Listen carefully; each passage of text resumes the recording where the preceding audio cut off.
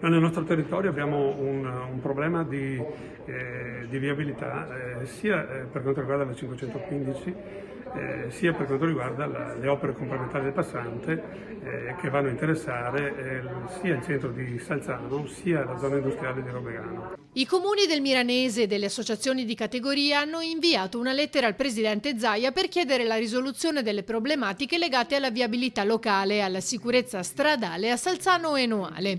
L'incontro nella sede di Confindustria Venezia. Siamo riusciti a presentare un documento che andrà al governatore Zaia, dove chiediamo degli interventi viari.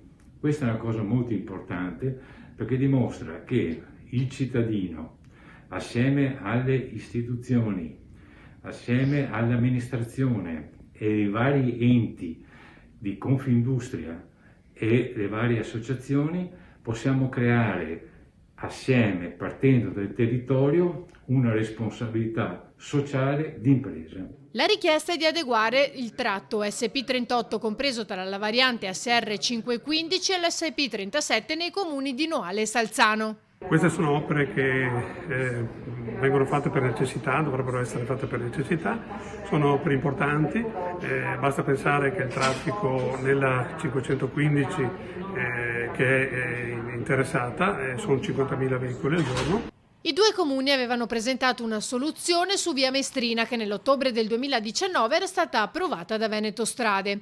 Oggi ritengono sia fondamentale stilare il progetto definitivo e individuare la copertura finanziaria per l'esecuzione dei lavori che dovranno comprendere le diverse componenti di mobilità in un'ottica di pianificazione integrata, dalla circolazione ciclopedonale alle fasce di mitigazione e inserimento paesaggistico.